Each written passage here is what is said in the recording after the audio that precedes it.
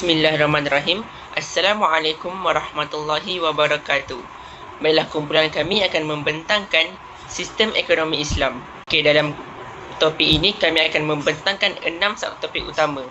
Kita dimulakan dengan subtopik yang pertama, iaitu konsep ekonomi Islam.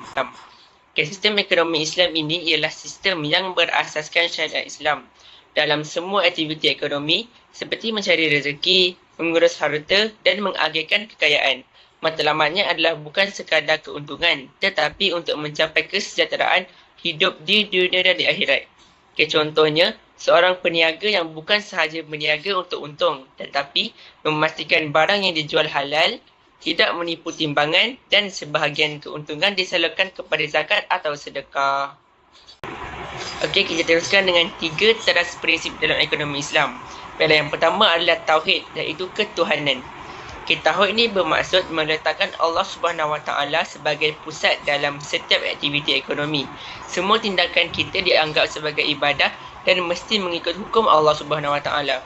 Dekat sini individu tu dia akan sedar bahawa harta adalah amanah daripada Allah. Jadi penggunaannya mestilah betul dan tidak melanggar syariat. Contohnya, seorang pekerja tidak akan mengambil rasuah walaupun ada peluang, kerana dia sedar bahawa Allah sentiasa memerhati. Yang kedua adalah al-adlu, iaitu keadilan. Keadilan ini bermaksud keadilan dalam semua urusan ekonomi tanpa penindasan atau penipuan. Dekat sini setiap pihak akan mendapat hak yang sewajarnya, iaitu daripada pihak majikan, pekerja maupun pengguna. Contohnya, majikan akan membayar gaji pekerja tepat pada masa dan tidak menindas mereka dengan kerja berlebihan tanpa bayaran. Yang ketiga pula adalah maslahah, iaitu kepentingan umum. Maslahah ni merujuk kepada menjaga kebajikan dan manfaat masyarakat secara keseluruhan. Aktiviti ekonomi juga perlu memberi kebaikan kepada ramai orang, bukan hanya keuntungan individu. Contohnya, kerajaan menyediakan bantuan zakat kepada golongan miskin, golongan asnaf, supaya jurang ekonomi dapat dikurangkan. Nama saya Muhammad Wafiq bin Mahadi. Baik, saya akan menerangkan tentang ciri-ciri utama sistem ekonomi Islam. Secara umumnya, ekonomi Islam bukan sahaja menumpukan keuntungan, tetapi juga menekankan keadilan, amanah, kebajikan masyarakat dan juga pematuhan syariat. Terdapat 6 ciri utama yang ditunjukkan dalam slide ini. Baik, ciri pertama ialah pengharaman riba. Riba merujuk kepada pengambilan faedah ataupun pertambahan yang ditetapkan secara tetap dalam urusan pinjaman. Dalam Islam, riba diharamkan kerana ia boleh membawa kepada penindasan, terutama kepada golongan yang memerlukan. Sebaliknya, Islam menggalakkan sistem kewangan yang lebih adil seperti perkongsian untung rugi, contohnya melalui konsep mudharabah dan juga musyarakah. Ini menunjukkan bahawa keuntungan tidak boleh diperoleh secara sebelah pihak, tetapi mesti berdasarkan usaha, risiko dan juga kerjasama. Baiklah, sistem ciri yang kedua adalah pemilikan bersyarat. Dalam Islam, individu memang diiktiraf mempunyai hak milik terhadap harta, tetapi hak itu bukanlah mutlak. Manusia hanyalah pemegang amanah, manakala pemilik sebenar seluruh rezeki dan juga kekayaan ialah milik Allah Subhanahu Wa Taala. Maksudnya, harta tidak boleh digunakan sesuka hati sehingga memudaratkan orang lain ataupun melanggar hukum syarak. Konsep ini mendidik manusia supaya menggunakan kekayaan secara bertanggungjawab, berhemah dan juga memberi manfaat kepada masyarakat. Baiklah, kita pergi kepada ciri yang ketiga, iaitu kewajipan zakat. Zakat merupakan salah satu rukun Islam dan wajib ditunaikan oleh umat Islam yang cukup syarat. Dari sudut ekonomi, zakat berperanan sebagai mekanisme agihan semula kekayaan.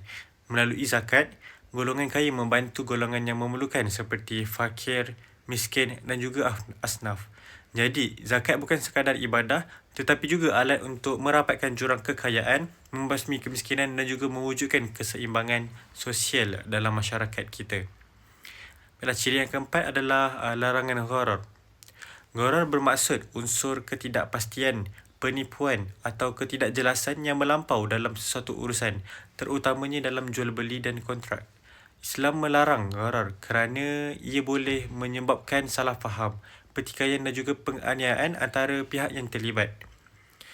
Sebagai contoh, dalam urusan jual beli, barang dan juga harga, syarat mestilah jelas. Ini menunjukkan bahawa ekonomi Islam sangat menitik beratkan ketulusan dan kejujuran dalam setiap transaksi. Baiklah, kita pergi kepada ciri yang kelima, iaitu keadilan sosial. Sistem ekonomi Islam menekankan bahawa kekayaan tidak boleh hanya berlegar dalam kalangan golongan tertentu sahaja. Agian kekayaan mestilah berlaku secara adil supaya semua lapisan masyarakat dapat menikmati peluang ekonomi. Oleh itu, Islam sangatlah melarang amalan seperti monopoli, penindasan dan juga eksploitasi kerana semua ini boleh menyebabkan ketidakseimbangan dalam masyarakat. Matlamat akhirnya ialah untuk mewujudkan masyarakat yang harmoni, saling membantu dan hidup dalam keadaan yang lebih sejahtera. Baiklah, kita pergi kepada ciri yang terakhir, iaitu etika dan juga moral. Dalam ekonomi Islam, segala aktiviti ekonomi mesti dipandu oleh nilai akhlak yang baik seperti jujur, amanah, bertanggungjawab dan juga tidak memudaratkan orang lain. Ini bermaksud seseorang peniaga bukan sahaja perlu mencari keuntungan tetapi juga menjaga integriti, tidak menipu dan tidak menyorok dan juga tidak mengambil kesempatan terhadap pengguna. Dengan kata lain, ekonomi Islam menggabungkan aspek material dengan aspek rohani dan juga akhlak. Itu sahaja daripada saya. Terima kasih. Baik, sekarang kita sambung pula kepada bahagian ekonomi Islam. Okey, saya nak semua bayangkan anda adalah seorang Perdana Menteri bagi sebuah negara Islam. Okey, kita ada askar yang kita kena bayar gaji, kita ada jalan raya yang perlu sentiasa kita perbaiki, kita ada masyarakat yang merupakan fakir miskin dan semua tu perlukan duit. Jadi kita nak tahu kalau dalam negara ni wang tu datang dari mana, duit tu datang dari mana. Okey, so apa yang kita akan bincang adalah tentang Baitul Mal. Jawapan dia adalah Baitul Mal. Baitul Mal ni kita boleh anggap dia macam rumah harta, iaitu perbendaharaan negara Islam. Kalau kita dalam satu organisasi, kita ada bendahari yang uruskan kita punya kewangan kan. Jadi kalau dalam negara Islam, ia dipanggil perbendaharaan negara Islam. Okey, mudah je nak faham. Bayangkan dalam negara kita ni merupakan satu rumah. Sebelah kiri orang akan datang dan masuk bawa duit. Sebelah kanan ni pula orang akan keluar untuk terima duit tu. Jadi ada 6 kumpulan yang akan bawa masuk duit ni. So kita akan kenal satu-satu siapakah orang-orang yang akan bawa masuk duit ni kepada dalam negara kita ni. Okey, ada enam sumber, iaitu yang pertama kita akan kenal iaitu zakat. Okey, semua orang dah sangat kenal tentang zakat. Zakat ni adalah bagi muslim yang dah ada simpanan mencecah kepada had minimum. Jadi dia wajib mengeluarkan 2.5% setahun. Malaysia je hari ni dah kutip hampir 3 bilion setahun daripada sumber zakat. Dan siapa yang layak terima zakat ni? Kita tahu Allah dah sebutkan dalam Al-Quran, yang mana dalam surah At-Taubah ayat 60 ada 8 kumpulan yang akan terima jumlah nilai zakat ni, iaitu kumpulan fakir miskin, amil, mu'alaf, hamba, orang yang berhutang, orang yang berjihad di jalan Allah dan musafir. Jadi kita boleh tahu yang zakat ni bukannya pilihan kerajaan tapi Allah yang tentukan. Okey, seterusnya adalah sumber daripada jizyah. Kita selalu dengarkan kadar jizyah, tapi tak ada siapa tahu apa tu kadar jizyah. Okey, jizyah ni adalah bagi bukan muslim yang tinggal dalam negara Islam. Mereka ni tak perlu berkhidmat dalam kita punya ketenteraan, tapi sebagai ganti mereka kena bayar cukai perlindungan. Kiranya mereka menerima premium insurans keselamatan negara. Kalau kamu nak selamat dalam negara ni, kamu perlu bayar insurans, jadi negara akan melindungi kamu. Okey, cumanya untuk kadar jizyah ni orang miskin, wanita, kanak-kanak dan orang tua dikecualikan daripada bayar kadar jizyah. Yang kena bayar hanyalah lelaki dewasa yang mampu untuk bayar. Okey. Okey, kita akan kenal pula sumber ketiga dalam ekonomi Islam, which is Al-Kharaj. Apa tu Al-Kharaj? Al-Kharaj ni adalah cukai tanah pertanian. Biasa dengar kan? Dekat Malaysia kita selalu sangat dengar tentang cukai tanah pertanian. Okey, zaman Khalifah Umar, tentera Islam ni akan takluki tanah pernah menakluki tanah subur di sebuah negara, which is Iraq dan juga Syria. Tapi waktu tu Khalifah Umar kita tak menghalau penduduk asal tau. Sebaliknya mereka biarkan penduduk asal untuk kekal dalam negara, tetapi mereka perlu bertani, bercucuk tanam, dan daripada hasil cucuk tanam tu mereka akan bayar cukai hasil. Jadi kat sini kita boleh tengok daripada Al-Kharaj ni penduduk tak akan kehilangan tanah. negara pula akan dapat pendapatan. Jadi dekat sini semua orang akan dapat untung. Macam cukai tanah pertanian hari ni lah, dia sama je konsep dia. Konsep dia nak sama tapi nama dia yang berbeza. Okey, seterusnya kita belajar pula tentang al-usyur. Al-usyur ni apa? Al-usyur adalah cukai perdagangan. Kalau tadi al-kharaj tu cukai tanah pertanian, yang ini pula dia berkhusus kepada cukai perdagangan. Macam apa? Macam custom. Custom hari ni tau. Okey, perdagangan, pedagang yang masuk dalam wilayah Islam, mereka akan kena bayar. Tapi keadaan ni berbeza. Contohnya kalau Muslim biasanya 2.5%. Kalau bukan Muslim, dalam negara Islam dia akan bayar 5%. Kalau pedagang asing dari luar, biasanya mereka akan dikenakan 10%. Makin jauh hubungan pedagang tu dengan negara Islam, maka makin tinggi kadar. Adil dan memang logik. Okey? Itu adalah al-usyur. Seterusnya kita pergi pada al-ghanimah. Apa tu al-ghanimah? Al-ghanimah ni dia adalah harta rampasan perang yang sah. Allah tetapkan dalam surah Al-Anfal ayat 41 yang mana 80% adalah untuk tentera yang berperang dalam peperangan itu sendiri, 20% akan diberikan kepada Baitul Mal. Dan daripada 20% itulah ada bahagian untuk anak-anak yatim, ada bahagian untuk orang miskin. Jadi kita boleh tahu bila berlakunya peperangan, biasanya orang bukan Islam akan tanya tau, mana orang Islam punya ambil harta-harta ni, mesti orang simpan sendiri kan. Hakikatnya kita akan bagi pada mereka pejuang-pejuang fisabilillah dan juga bagikan kepada masyarakat yang memerlukan. Jadi walaupun kita boleh tengok walaupun dalam peperangan, Islam ni tak melupakan golongan-golongan yang lemah. Okey, kita akan kenal pula sumber ketiga dalam ekonomi Islam, which is al-kharaj. Apa tu al-kharaj? Al-kharaj ni adalah cukai tanah pertanian. Biasa dengar kan? Dekat Malaysia kita selalu sangat dengar tentang cukai tanah pertanian. Okey, zaman Khalifah Umar, tentera Islam ni akan takluki tanah pernah menakluki tanah subur di sebuah negara, which is Iraq dan juga Syria. Tapi waktu tu Khalifah Umar kita tak menghalau penduduk asal tau. Sebaliknya mereka biarkan penduduk asal untuk kekal dalam negara, tetapi mereka perlu bertani, bercucuk tanam, dan daripada hasil cucuk tanam tu mereka akan bayar cukai hasil. Jadi kat sini kita boleh tengok daripada al-kharaj ni, penduduk tak akan kehilangan tanah, negara pula akan dapat pendapatan. Jadi dekat sini semua orang akan dapat untung. Macam cukai tanah pertanian hari ni lah, dia sama je konsep dia. Konsep dia nak sama tapi nama dia yang berbeza. Okey, seterusnya kita belajar pula tentang al-usyur. Al-usyur ni apa? Al-usyur adalah cukai perdagangan. Kalau tadi al-kharaj tu cukai tanah pertanian, yang ini pula dia berkhusus kepada cukai perdagangan. Macam apa? Macam custom. Custom hari ni tau.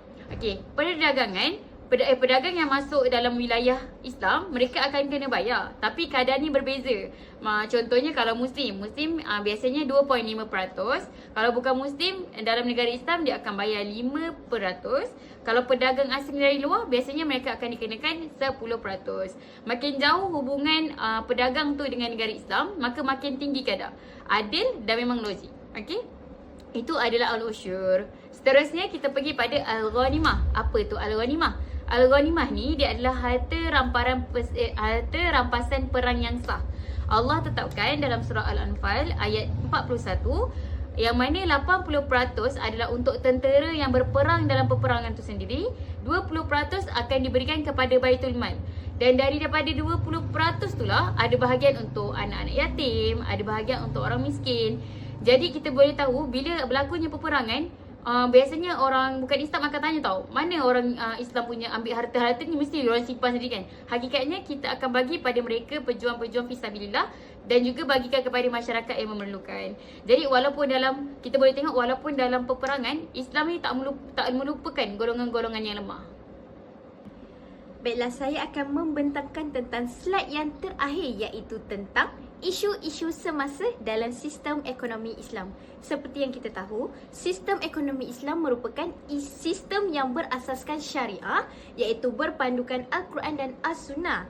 Jadi, tujuan utamanya adalah bukan sekadar mencari keuntungan, namun memastikan keadilan, kebajikan masyarakat serta keseimbangan ekonomi.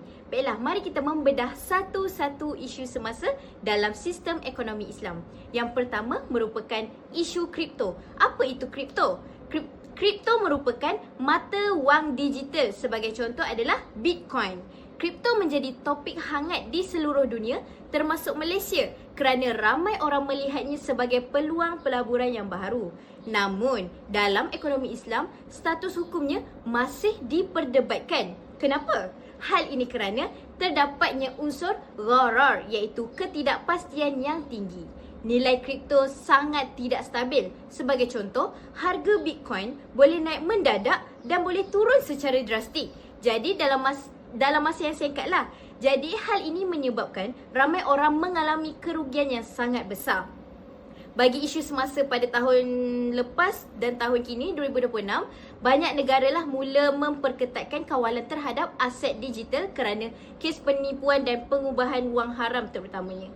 Dan di Malaysia juga, Suruhanjaya Security Malaysia terus mengingatkan rakyat supaya hanya menggunakan platform yang berlesen, di mana dari sudut Islam, jika sesuatu pelaburan penuh penipuan, manipulasi atau perjudian, maka ia adalah bercanggah dengan syariah.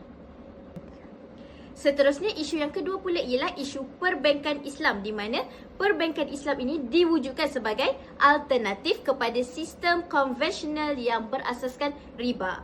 Antara konsep yang digunakan ialah murabahah, mudharabah, ijarah dan musyarakah.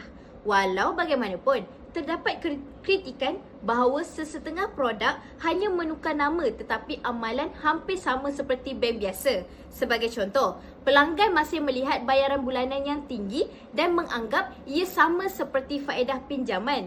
Namun, hal ini menimbulkan persoalan sama ada produk tersebut benar-benar menepati rus syariah atau hanya mematuhi syarat luaran sahaja. Jadi, bagi isu terkini, Malaysia terus menjadi antara peneraju kewangan Islam di dunia. Namun, cabaran utamanya ialah kos sara hidup yang tinggi, kadar pembayar rumah meningkat dan hutang isi rumah yang membebankan rakyat.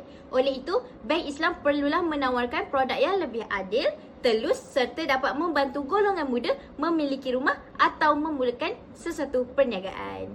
Seterusnya, isu yang ketiga iaitu isu zakat dan kemiskinan. Zakat merupakan instrumen penting dalam ekonomi Islam untuk membantu golongan miskin dan merapatkan jurang kaya miskin. Setiap tahun, kutipan zakat di Malaysia ni dah boleh mencecah berbilion ringgit. Namun begitu, isu yang sering dibangkitkan ialah walaupun kutipan meningkat mencecah berbilion ringgit, tapi masih ramai rakyat yang hidup susah, terutama di bandar besar. Seperti kos sewa rumah, harga barang makanan serta harga kos pendidikan yang semakin meningkat. Hal ini menyebabkan ada keluarga yang bekerja tetapi masih tergolong dalam miskin bandar.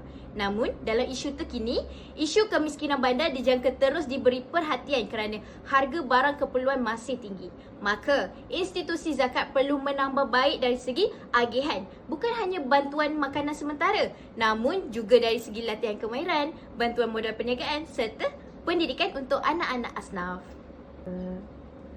Seterusnya kita pergi kepada isu yang keempat iaitu platform pelaburan patuh syariah, di mana hari ini ramai masyarakat mula menggunakan aplikasi pelaburan secara dalam talian kerana lebih mudah dan cepat. Sebagai contoh, platform digital yang berasaskan syariah membolehkan orang ramai melabur dalam projek yang halal, saham patuh syariah atau pembangunan sosial.